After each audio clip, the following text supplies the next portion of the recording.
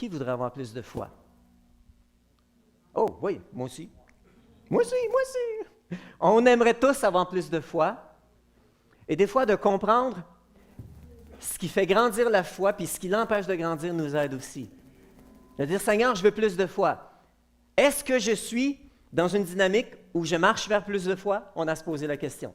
Et c'est la raison pour laquelle on vous place devant des situations. Un exemple, sortie d'évangélisation. Saviez-vous que ça fait grandir la foi? Absolument. Prier pour les gens, ça fait grandir la foi aussi.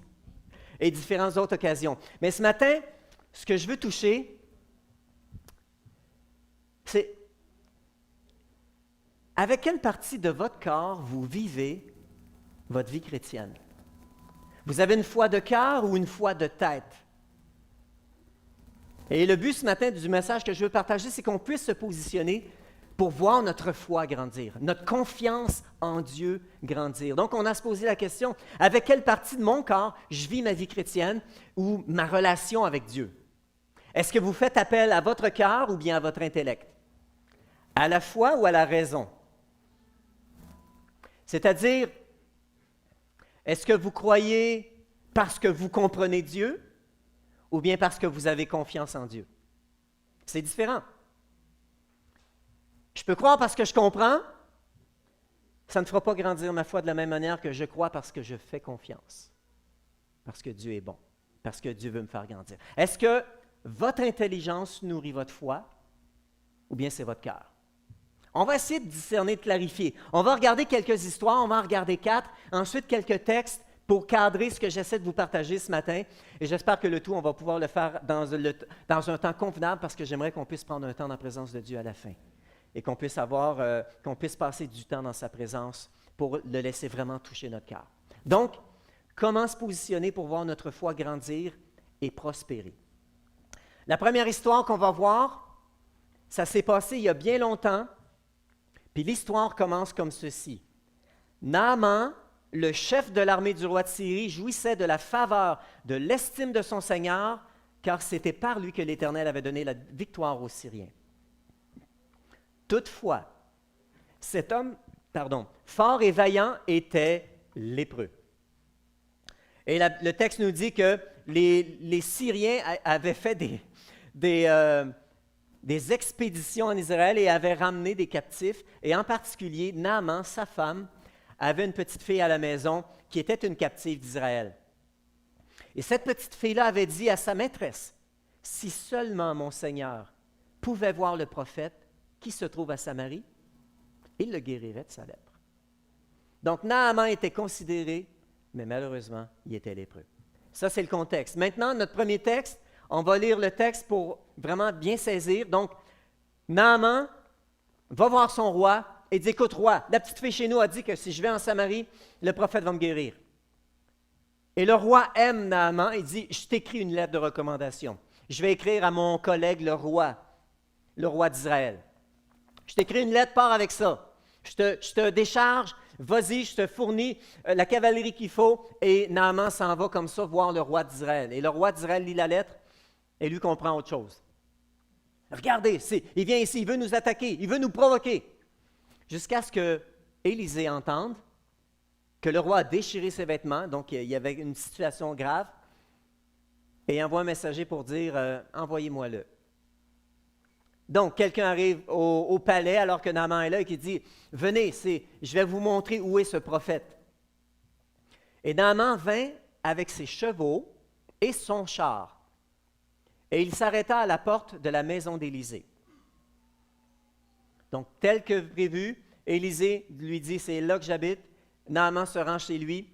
Élisée lui fit dire par un messager, « Va te laver 7 fois dans le Jourdain, ta chair deviendra saine et pure. » Simple. Naaman fut indigné et s'en alla en disant, « Je me disais, il va sortir en personne vers moi. Il va faire appel au nom de l'Éternel, son Dieu. Il va faire des mouvements de la main. Il va faire les mouvements de la main là où est la maladie. Puis il va guérir ma lèpre. » Donc Naaman s'était monté tout un scénario dans son raisonnement. Il est indigné, il se retourne et il s'en va. Et il continue. Les fleuves de Damas, l'Abana et le Parpar ne valent-ils pas mieux que tous les cours d'eau d'Israël? Ne pourrais-je pas m'y laver pour devenir pur? Et il tourna le dos et il partait plein de colère. Je lisais cette histoire cette semaine et tout à coup, ça m'a fait prendre conscience que souvent, on ressemble à Naaman. Naaman reçoit la prescription qui va le guérir, il se fâche et il repart en colère. Alors qu'il vient de recevoir la prescription, ce qui lui est demandé de faire pour recevoir la guérison. Qu'est-ce qui s'est passé? Naaman est lépreux, il veut être guéri, il s'en va, et le prophète le reçoit, mais à travers un messager, naturellement, mais il le reçoit et il lui donne la réponse, il lui donne la prescription. Qu'est-ce qui se passe? Naaman part, il est en colère et il refuse. Pourquoi? Parce que Naaman analyse la situation à partir de son raisonnement. Et la conclusion qu'il tire, elle est complètement contraire à ce que Dieu veut accomplir dans cette situation-là. Naaman analyse cette situation-là. C'est comme ça que ça va se passer, c'est comme ça que ça... Vous savez, j'ai déjà entendu, « Oh, je sais comment Dieu travaille, Dieu a déjà fait ça, donc c'est comme ça. » Et on se referme à une compréhension, c'est comme ça que Dieu travaille. « Oh, il a fait ça à côté? Non, ça ne vient pas de Dieu. » Et ici, Naaman, c'est exactement ce qui se passe. Ça ne cadre pas avec ce que j'ai prévu et imaginé, avec ce que j'ai raisonné. Peut-être que Naaman s'appuyait sur différents gens qui proclamait peut-être guérir les gens dans son pays, je ne sais pas, où il s'est formé cette image que l'homme de Dieu va venir et il va agir de telle et de telle manière. Combien de fois est-ce qu'on a été coupable de la même erreur en tentant d'analyser une œuvre pour déclarer si c'est de Dieu ou non? Et en particulier, l'œuvre du Saint-Esprit, je crois que c'est la partie la plus délicate. Lorsque Dieu fait une œuvre, combien de fois on s'est dit, c'est de Dieu, c'est pas de Dieu, attends un petit peu, j'arrive. Le spécialiste arrive et je vais regarder si ça cadre avec ce que je perçois, avec ce que je conçois comme étant l'œuvre de Dieu. Pour ensuite tirer une conclusion, tirer un jugement. Dans cette manière de raisonner, je vois les chefs religieux qui évaluaient le ministère de Jésus. Ça me fait sourire.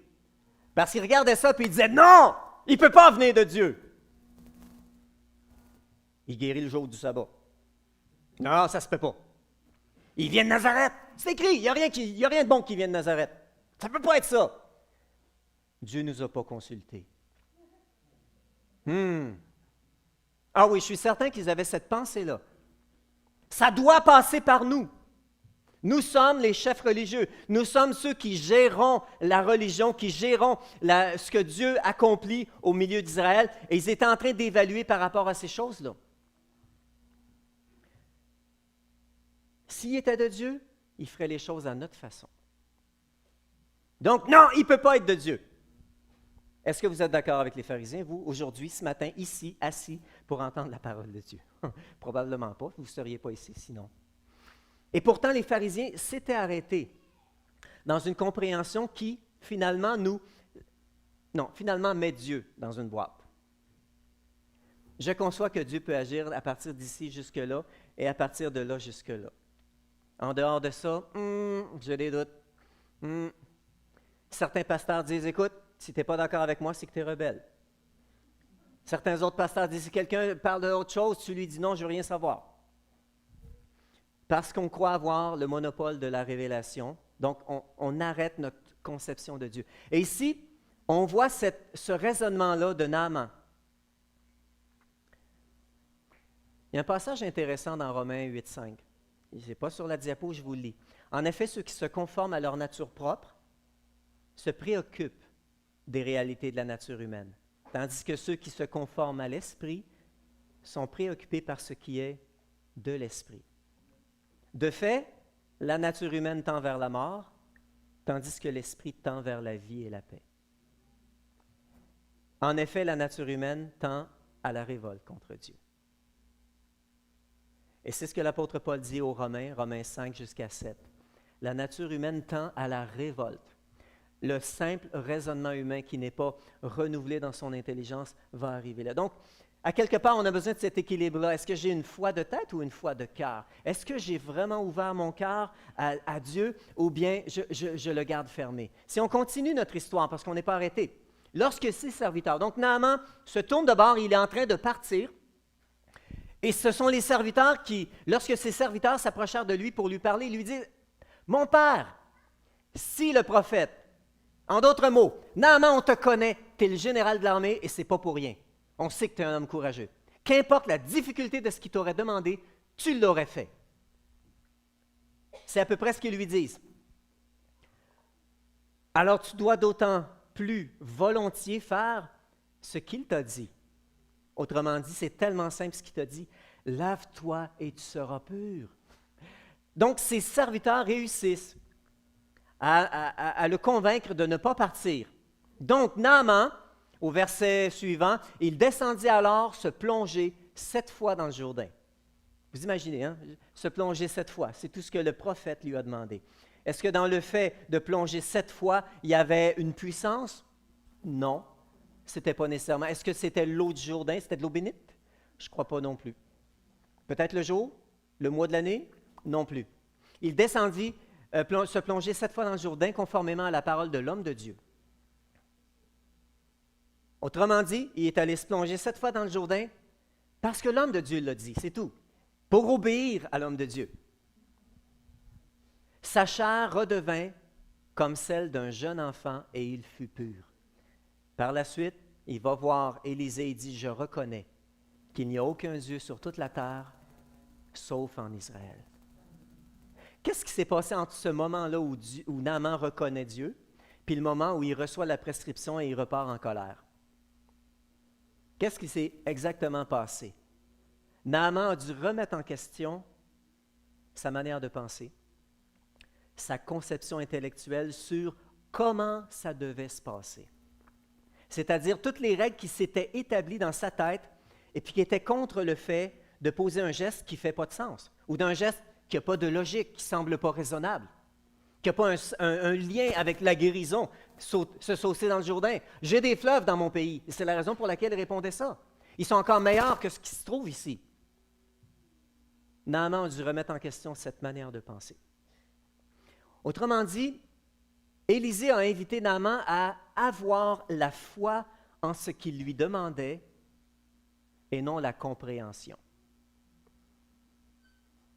Aujourd'hui, peut-être sur les canaux genre Historia et les canaux qui aiment creuser les mystères, peut-être qu'ils trouveraient une explication pourquoi il a été guéri, mais en réalité, il n'y a aucune explication sinon que l'homme de Dieu a déclaré une parole, puis en ajoutant foi à cette parole-là, il reçoit la guérison. Il n'y a pas une explication scientifique pour expliquer pourquoi un homme part de Syrie pour venir se tremper 7 fois dans un fleuve puis est guéri. Il n'y a pas d'explication scientifique. Je me souviens d'une dame, lorsque j'étais en Haïti en voyage il y a 2 ans, une Québécoise, qui, on a prié, les jeunes ont prié les uns pour les autres, et on a prié pour elle et elle a été guérie. Puis elle était tellement surprise, elle a dit, « Quoi? Fallait-tu que je vienne en Haïti pour être guérie? » Non, il fallait placer sa foi en Dieu, puis croire dans la guérison, puis croire que Dieu désire guérir. Ce n'est pas l'intellectuel qui va l'emporter dans ce sens-là. Quand je réfléchis, on voit ici l'histoire de Naaman, tout ce raisonnement-là qui a failli l'empêcher de recevoir la bénédiction. Ça me fait penser à une histoire complètement inverse. La femme atteinte d'une perte de sang. C'est une histoire absolument inverse. Tout le monde voyait Jésus comme le prophète de l'heure. C'était la vedette. Il voulait le voir, il voulait l'entendre, il voulait lui parler. Mais elle, cette femme, regardait Jésus, puis c'est pas ça qu'elle voyait. Elle voyait sa guérison. Et elle se disait, si je peux seulement toucher son vêtement. Et elle se faufilait, elle essayait discrètement de se faufiler dans la foule, et la foule était dense, parce que la foule l'attendait, la foule l'entourait, et tous les gens étaient heureux, honorés d'être proches de Jésus. « Hey, si je pouvais avoir un autographe! » Imaginez, vous qui aimez le foot. Supposons que vous seriez rentré ici ce matin, et dans l'hall d'entrée, vous apercevez Didier Drogba. Hey! il se passerait quelque chose à l'intérieur. C'est-tu vrai? Je rêve pas. C'est vraiment lui. Et peut-être certains vous sentiriez gênés, mais d'autres diraient, « Hey, je vais aller au moins lui serrer la main pour dire à mes amis, j'ai parlé à Didier Drogba. » Jésus n'était pas une vedette de sport, mais il était considéré le prophète, l'homme de Dieu de l'époque. Les gens parlaient de lui, parlaient en termes de guérison, en termes d'enseignement, en termes de paroles, puis ils disaient, « Wow, c'est qui ce gars-là? » Et il attirait des foules parce qu'il partageait le cœur de Dieu, il proclamait la vérité. Et tout le monde le suivait et tout le monde était autour de lui. Sauf que cette femme-là voyait autre chose. Cette femme-là voyait la guérison. Cette femme-là voyait sa guérison. Est-ce qu'elle a vu ça avec son intellect? Est-ce qu'on voit un autre exemple avant elle d'une personne qui a touché le vêtement de Jésus qui a été guérie? Non. Où est-ce qu'elle a ramassé ça, qu'elle pourrait toucher son vêtement puis être guérie? Son cœur s'est exprimé. Elle s'est dit, Jésus, je crois réellement que c'est un homme particulier. Peut-être qu'elle avait déjà cette idée, ça doit être le Messie. Je ne sais pas. Mais elle s'est dit, cet homme-là, j'ai entendu parler de guérison à gauche, à droite. Wow, c'est quelqu'un de particulier, je sais. Et son cœur est entré dans la danse. Il a dit, sûrement si je touche seulement son vêtement, je le sais que je vais être guéri. Ce n'est pas son intellect qui l'a amené à cette conclusion-là. Elle s'est dit dans son cœur et elle a mis sa foi en action, si je peux m'approcher de cet homme-là. Une histoire complètement inverse, où Naaman ne peut pas comprendre que Dieu pourrait agir autrement de ce qu'il a pensé, alors qu'une femme pense contraire à tout le monde. Tout le monde était là, entourait Jésus. Ça dit même clairement que les disciples, lorsque Jésus a dit « Qui m'a touché? » Ils ont dit « Jésus, tout le monde te touche, tout le monde te presse. » Il y a une foule tellement immense qui est là autour. Mais ce n'est pas ce qui s'est passé pour cette femme-là. Ce n'était pas juste « Hey, on a vu Jésus aujourd'hui, j'ai reçu ma guérison. » OK. Donc, pour moi, ça me fait penser à une histoire qui est complètement contraire à celle de Naaman. Si on continue, j'aimerais qu'on regarde 3 histoires de Jésus. Et ça donne que ces 3 histoires de barques, de bateaux, d'eau, c'est spécial. Et ensuite, je vais aller plus loin dans ce que je veux vous expliquer ce matin. Première histoire. Un jour, Jésus monta dans une barque avec ses disciples. Il leur dit, passons sur l'autre rive du lac, et ils partirent. Pendant qu'ils naviguaient, Jésus s'endormit. Point. Un tourbillon s'abattit sur le lac. La barque se remplissait d'eau et ils étaient en danger. Ça continue au verset 24. Ils s'approchèrent, le réveillèrent en disant, « Maître, nous allons mourir. » Il se réveilla et menaça le vent et les flots. Ceux-ci s'apaisèrent et il y eut un calme plat. Dans Marc, chapitre 4, verset 38, ça dit « Maître, ça ne te fait rien que nous soyons en train de mourir? » Donc, c'est un peu différent. Dans Marc relate de cette manière, les disciples disent « Hey, en passant, ça ne te fait rien, Jésus, hey, on est en train de mourir. Ça ne te dérange pas? » Donc, c'est assez particulier comme histoire. Les disciples sont paniqués parce que l'eau rentre plus vite dans la barque qu'ils sont capables de la sortir. C'est ça que ça veut dire. La barque est en train doucement de descendre. La ligne d'eau commence à être de plus en plus près probablement du bord de la barque et ça devient critique. La situation était vraiment critique. Donc, Jésus prie, le vent se calme, la tempête se calme complètement, le vent et les flots. Pas seulement le vent, parce que vous savez, quand une tempête s'arrête, les vagues ne s'arrêtent pas tout de suite. J'ai souvent pris le traversier Bécomo-Matane qui fait une 60aine de kilomètres. Et en particulier à la fin de l'hiver, après une tempête, c'est vraiment intéressant pour ceux qui aiment être sur l'eau. Et tu remarques ça quand les camions arrivent dans le bateau et qu'on les attache avec des chaînes au complet. On attache les camions au bateau pour pas qu'ils tombent, qu'ils bougent. Là, on se dit, ça va bouger. Pourtant, c'est calme, il fait beau soleil, mais tu as des creux de vagues. Entre le creux et le haut de vagues, c'est à peu près 75 pieds. C'est juste le fleuve Saint-Laurent. Donc, je peux comprendre que sur ce lac-là, il devait y avoir des vagues qui étaient impressionnantes. Le vent se calme, les vagues s'arrêtent en même temps, c'est miroir. Incroyable. Et Jésus leur dit, « Où est votre foi? » Et eux, saisis de frayeur et d'étonnement, ils se dirent les uns aux autres, « Qui est donc cet homme? » Et ils donnent des ordres même au vent et à l'eau, et ils lui obéissent, parce qu'ils sont conscients, ils sont des pécheurs. Ils sont conscients que quand le vent arrête de souffler, les vagues continuent encore pour quelques heures avant que ça se calme. Mais il a autorité autant sur les vents, autant sur l'eau. Les disciples, donc, ici Jésus dit, où est votre foi? Jésus a répondu à leur prière. Ils l'ont demandé, Jésus, on est en train de mourir. Jésus se lève, calme la tempête. Le calme revient et là, les disciples sont complètement saisis de frayeur. Pourquoi ils sont saisis de frayeur? Alors que Jésus leur pose la question, où est votre foi? Ils sont saisis de frayeur parce qu'ils se disent les uns aux autres. Ils vont puiser dans leur expérience. As-tu déjà vu un gars parler au vent? Non, toi? Non. Hey, c'est quoi? C'est qui ce gars-là? Et ils se posent toute cette question-là. As-tu déjà vu un homme calmer la mer? Non, en général, c'est la mer qui a le dessus sur l'homme. Vous voulez avoir le dessus sur la mer? L'homme a rarement le dessus sur la mer. Il y a plus souvent des noyés que des mers qui se sont calmées. Donc, les disciples vont puiser dans leur expérience. Ils s'appuient sur leur raisonnement et sur leur expérience pour croire. Ils se disent,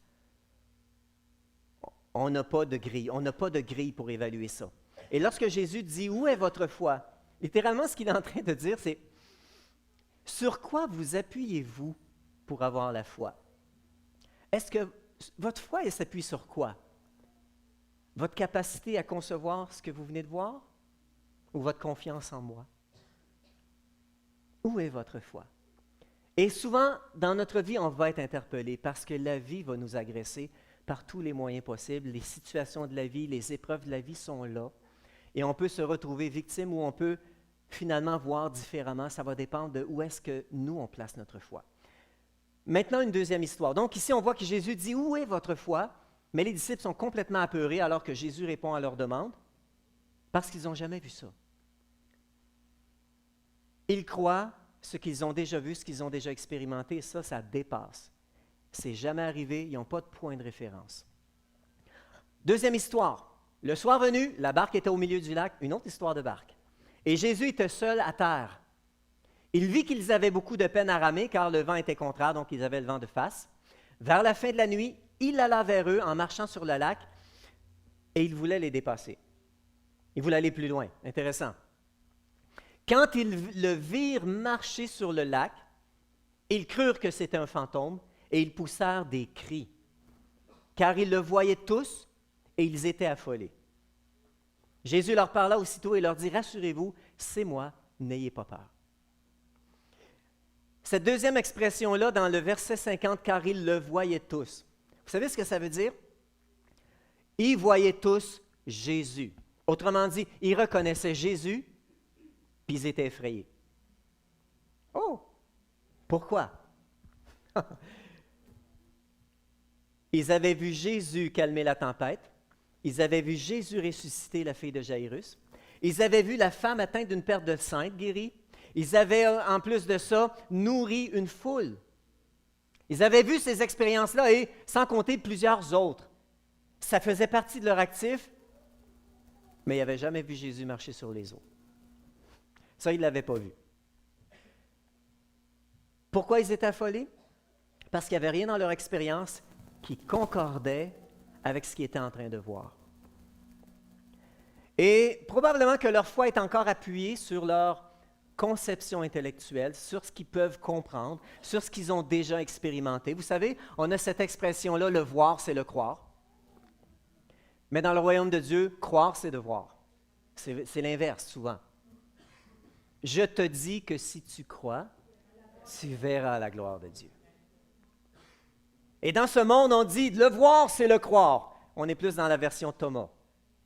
Si je vois, je vais croire. L'un fait grandir la foi, tandis que l'autre est très difficile pour la foi de grandir. OK, on continue. Donc, Jésus leur dit, non, calmez-vous, c'est moi. Puis il monta près d'eux dans la barque et le vent tomba. Wow! Il monte dans la barque et même le vent contraire qui était de face s'arrête complètement. Ils étaient en eux-mêmes extrêmement stupéfaits. C'est poli ici, c'est bien dit. Pour ne pas dire affolés. Ils étaient en eux-mêmes extrêmement stupéfaits et étonnés, car ils n'avaient pas compris le miracle des pains parce que leur cœur était endurci. C'est vraiment un passage particulier ici. On a besoin de porter attention à ce passage-là. Ils n'avaient pas compris le miracle des pains parce que leur cœur était endurci. Il y a quelque chose qu'on a besoin de comprendre ici dans cette deuxième histoire de Jésus. Si nous voyons les miracles comme un acte isolé, comme un acte ponctuel pour rencontrer un besoin, on va grandir que très peu dans notre foi. Si nous voyons un miracle arriver et nous ne prenons pas conscience de ce que ça veut dire pleinement, la semaine suivante, on va être encore au même point que les disciples, qui ont nourri une foule de 5000 personnes, qui ont vu une morte ressusciter, qui ont vu une femme atteindre une perte de sang et guérie simplement en touchant Jésus. Et différents miracles de cette manière-là. On a besoin de voir les miracles comme un moyen utilisé par Dieu, ou les interventions. Quand je dis les miracles, c'est global, on met tout ensemble.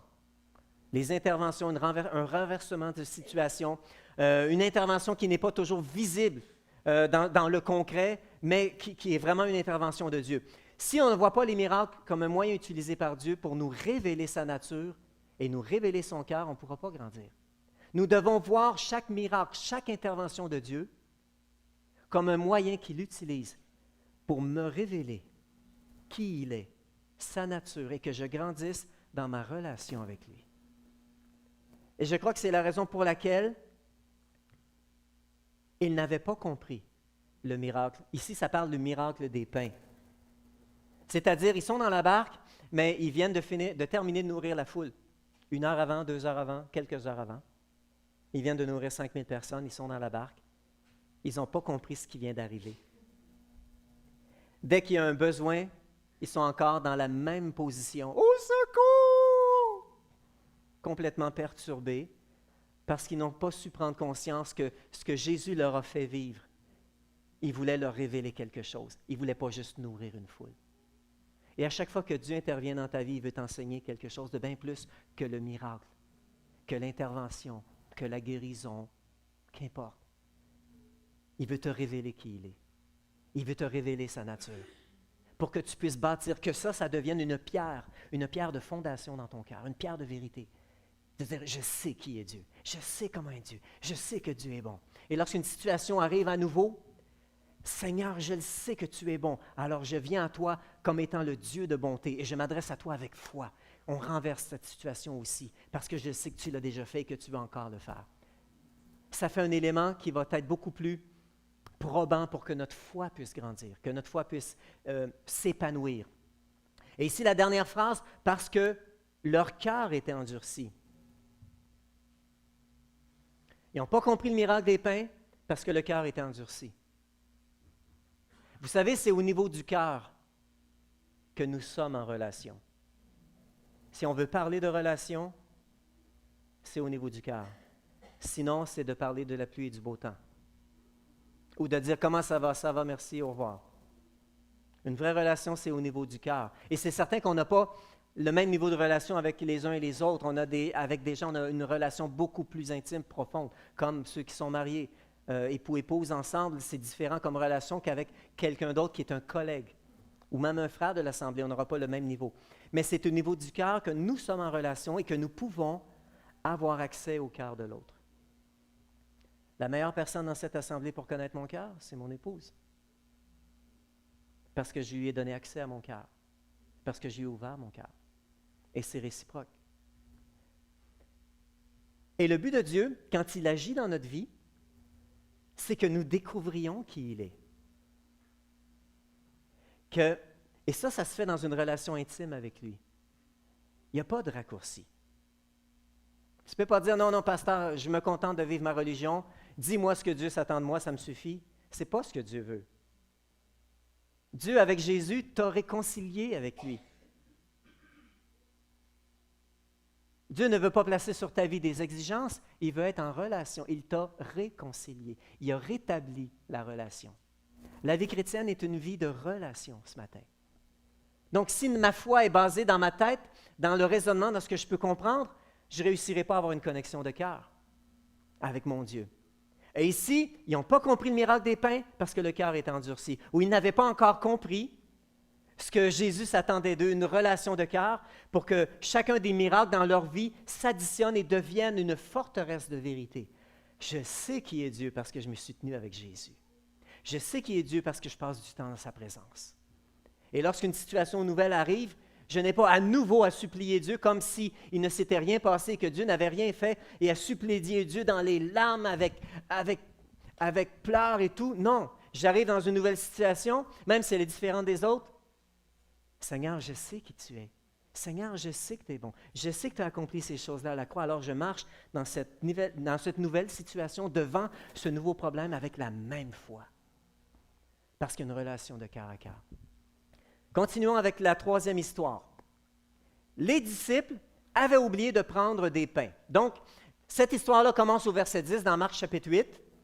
Aussitôt, il monta dans la barque avec ses disciples et un peu plus tard, au verset 14, les disciples avaient oublié de prendre des pains. Ils ont oublié le lunch. Il n'en avait qu'un seul avec eux dans la barque. Jésus leur fit cette recommandation. Attention, méfiez-vous du levain des pharisiens et du levain d'Hérode. Jésus avise les disciples de l'influence de la manière de penser des pharisiens puis d'Hérode.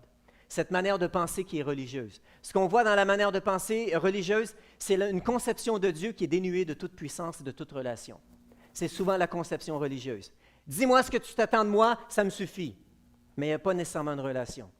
Je m'assure, j'ai peut-être ma petite feuille avec les cases. Est-ce que j'ai assez prié cette semaine? Est-ce que j'ai assez lu ma Bible? Est-ce que je suis allé à l'église? Est-ce que je n'ai pas péché? OK. Ou si j'ai péché, est-ce que j'ai demandé pardon? Et quelquefois, nous voyons notre vie chrétienne comme des exigences à rencontrer. Et Dieu nous invite ce matin dans une relation.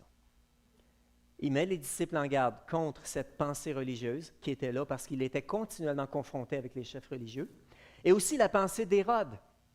Cette pensée religieuse, je dirais qu'il était plus une pensée humaniste. Dieu peut exister, mais il n'y a pas d'influence dans ma vie parce que c'est l'homme qui a l'influence sur sa destinée.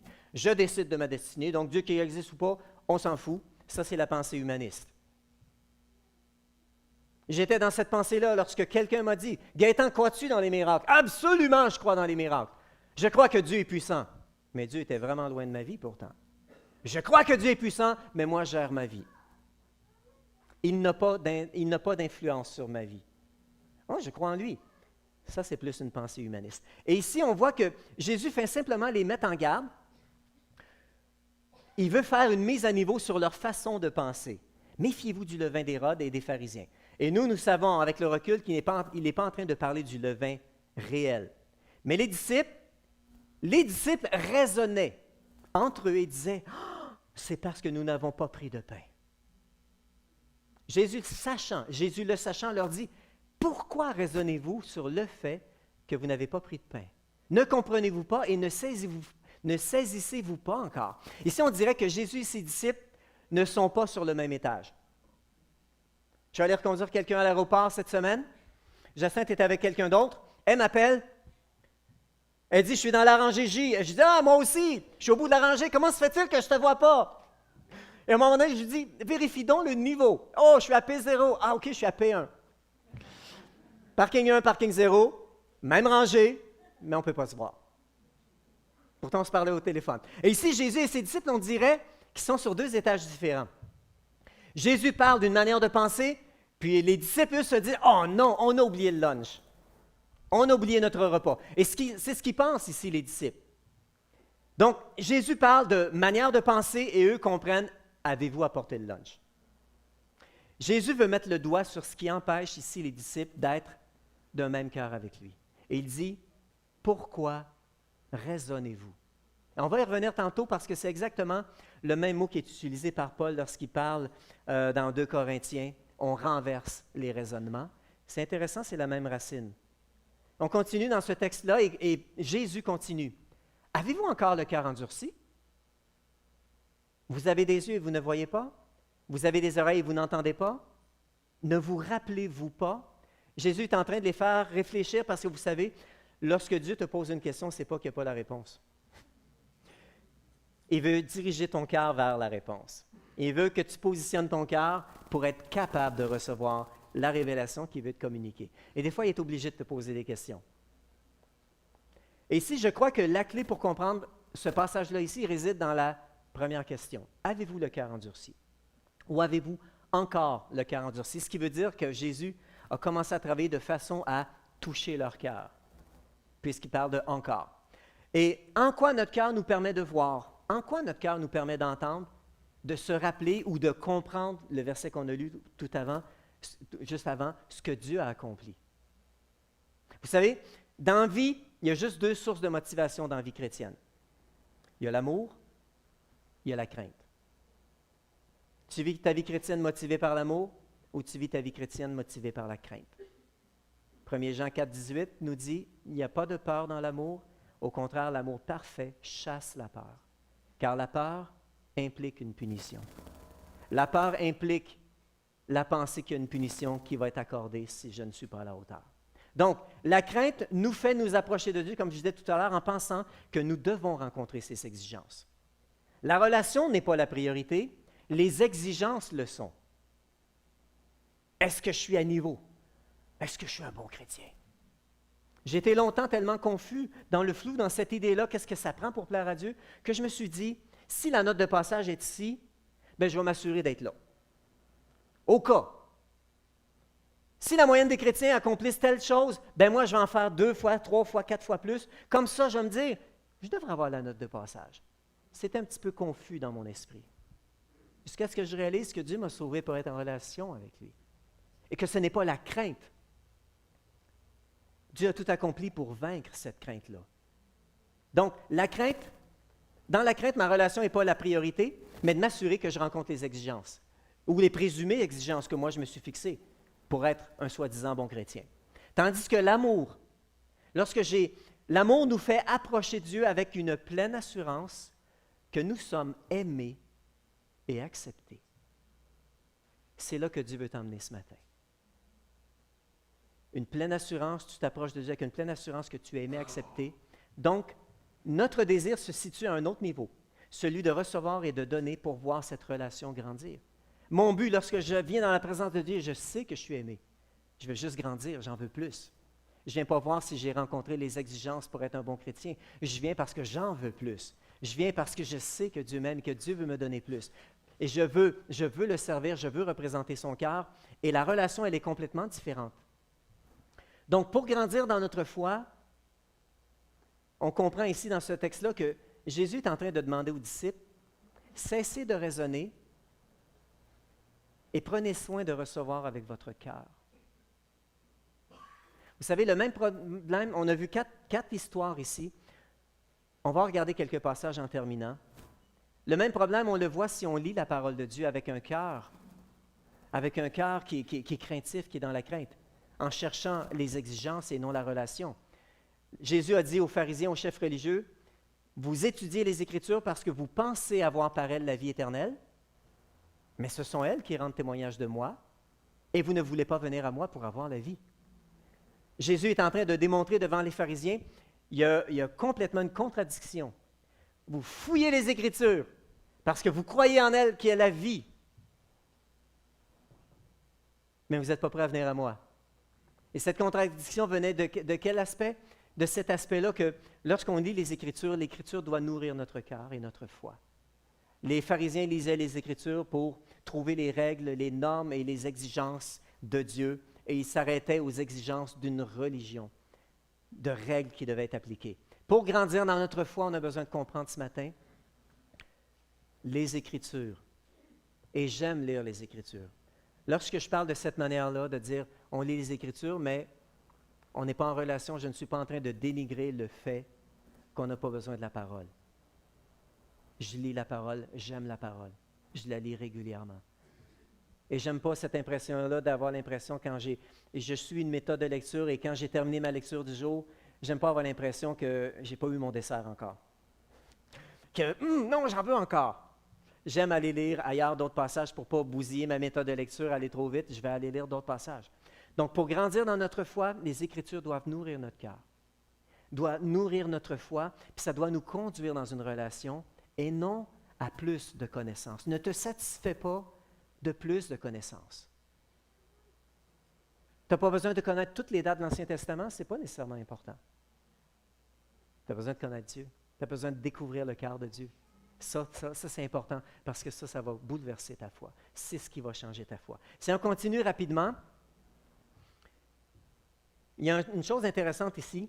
Après la parabole du semeur, Jésus dit, il n'y a en effet rien de caché qui ne doive être mis en lumière. Il n'y a rien de secret qui ne doive être connu et mis à jour. Faites attention à la manière dont vous écoutez, car on donnera à celui qui a, mais à celui qui n'a pas, on enlèvera même ce qu'il a.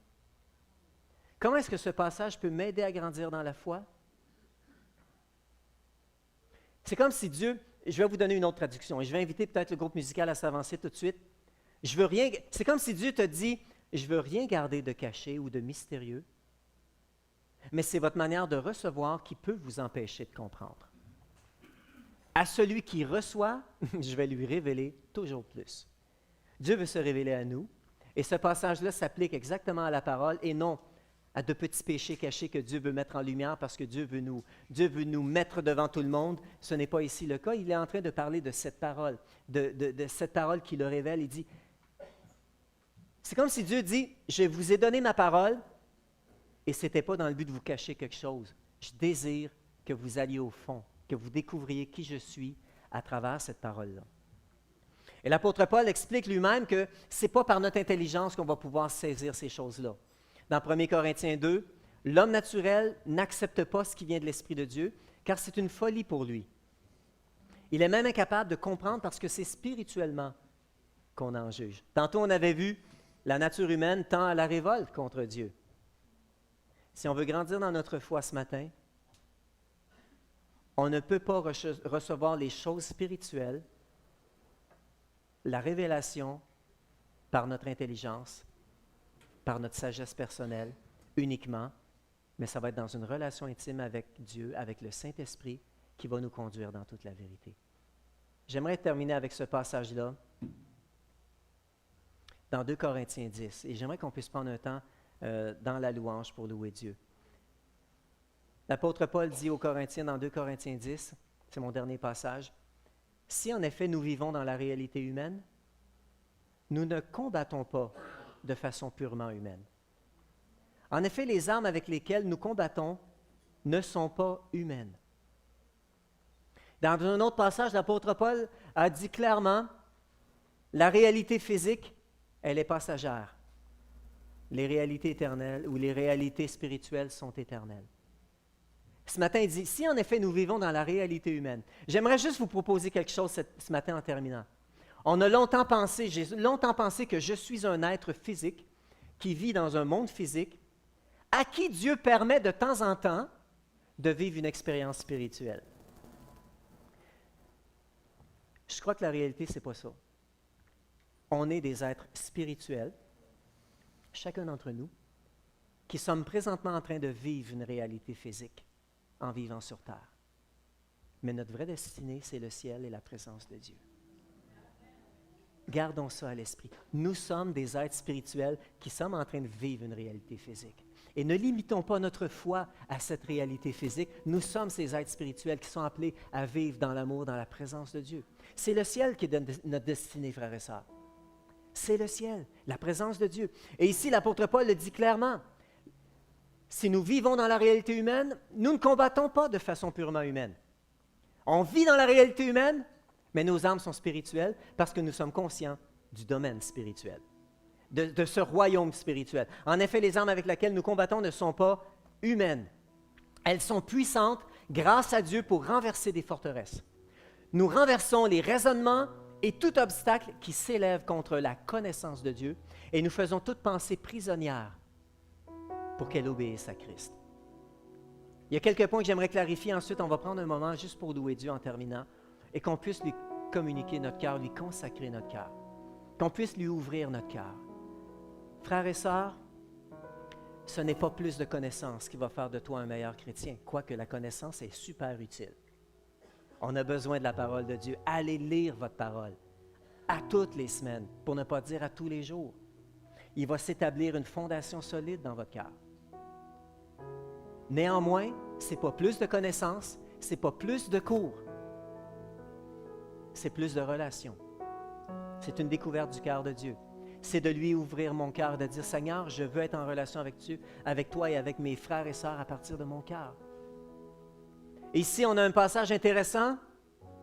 Nous renversons les raisonnements et tout obstacle qui s'élève. Donc, les armes plutôt, grâce à Dieu, pour renverser des forteresses. Donc, les armes qu'on utilise, elles sont puissantes.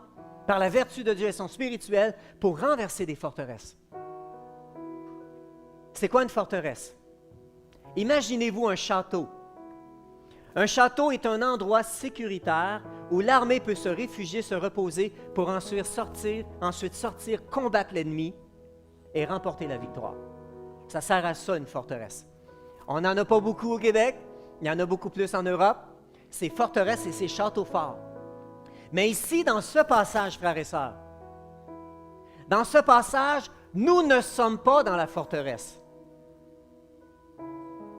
Cette forteresse-là ne sert pas à me protéger. Dans ce passage, je dis, la forteresse est devant nous pour nous empêcher quelque chose, pour nous empêcher un accès.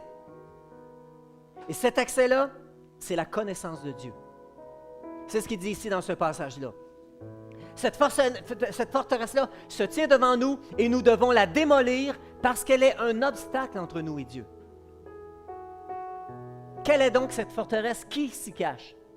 Je me souviens en 2013, janvier 2013, le dimanche où on allait commencer la semaine de prière. J'étais en préparation à la maison et il y a un sujet que j'ai décidé de mettre de côté. Je me suis dit, ça va être trop long. Et le Saint-Esprit m'a dit, non, Gaétan, je veux que tu en parles.